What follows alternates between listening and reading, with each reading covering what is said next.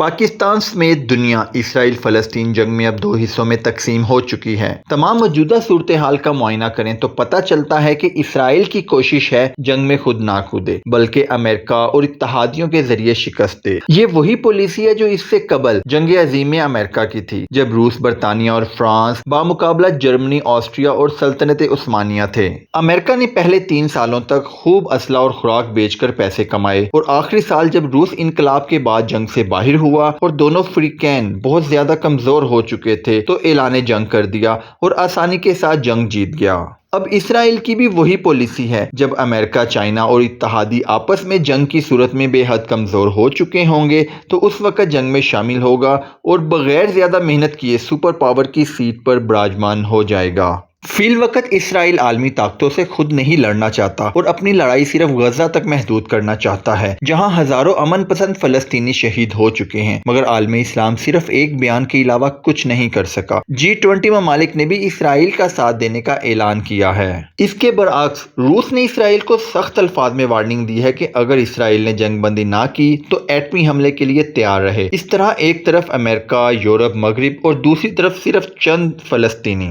ماہرین کے مطابق یہ دراصل تیسری عالمی جنگ کا پیش خیمہ ہے، کیونکہ گریٹر اسرائیل کا خواب دیکھیں تو سارا مشرق وسطیٰ آتا ہے۔ اس وقت دنیا تقریباً عالمی جنگوں کی طرح 2 گروپس میں تقسیم ہو چکی ہے، ایک طرف روس، چائنا، پاکستان اور ان کے اتحادی، جبکہ دوسری جانب امریکہ، اسرائیل اور ان کے اتحادی۔ امریکہ نے چین کو قابو کرنے کے لیے ساؤتھ چائنا میں تیاریاں مکمل کر لی ہیں اور ساؤتھ چائنا کے ارد گرد تمام ممالک کو چائنا کے خلاف اکسانے میں کامیاب ہو چکا ہے، یہاں تک کہ امریکہ نے ایئر کرافٹ کیریئر بھی ڈپلوائڈ کر دیے ہیں اور بھارت امریکہ کا معاہدہ ہونے جا رہا ہے کہ بھارتی نیوی چائنا کا راستہ ملاکا میں روکے گی۔ یہ یاد رکھیے، ابھی تک چائنا کی زیادہ تر تجارت ملاکا کے ذریعے ہی ہوتی ہے اور چائنا کا 80% تیل اسی راستے سے گزرتا ہے۔ اگر یہ راستہ بند ہوتا ہے تو چائنا کے پاس متبادل راستہ صرف گوادر بچتا ہے۔ فی الوقت اس طرح پاکستان کا اقتصادی راستہ مزید مستحکم ہوگا۔ اس کے علاوہ چائنا نے بھی متبادل پالیسی تیار کر لی ہے۔ اگر بھارت چین کا راستہ ملاکا میں روکتا ہے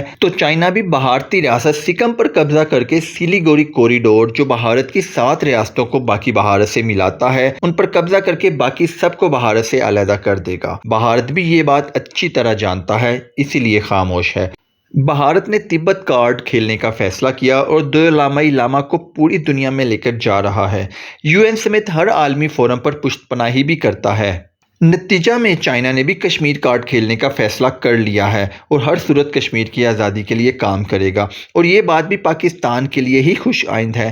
اب مسئلہ یہ ہے کہ ہمارے کام تو چائنا کر رہا ہے اور ہم کیا کر رہے ہیں۔ چائنا دوسری طرف ایران کو بھی انڈیا کی گود سے نکال لایا ہے اور عرب ممالک کو بھی اپنے ساتھ ملا لیا ہے، لیکن یاد رہے عرب ممالک نے امریکہ کے ساتھ انڈیا اسرائیل کوریڈور بھی بنا لیا ہے، مگر ساتھ ہی چائنا اور مشرق وسطیٰ کے دوسرے ممالک نے سعودی عرب کو تیل کی ادائیگی ڈالر میں کرنے کی بجائے اپنی اپنی کرنسی میں شروع کر دی ہے، یہ جبکہ امریکی ڈالر کو معاشی دھچکا ہے۔ اسرائیل دوسرے ممالک کو معاشی طور پر کمزور کر کے خود مستحکم ہو رہا ہے، لیکن یہ سب کچھ اتنا آسان نہیں ہے۔ غزہ دنیا کا سب سے بڑا قید خانہ بن چکا ہے، 30 لاکھ قیدی جہاں عمر قید کاٹ رہے ہیں۔ 2007 سے اسرائیل نے اس کا محاصرہ کر رکھا ہے، لیکن اب حالات فیصلہ کن جنگ کی طرف جا رہے ہیں۔ ہماری دعا ہے کہ اللہ عز و جل فلسطین کو آزادی نصیب فرمائے۔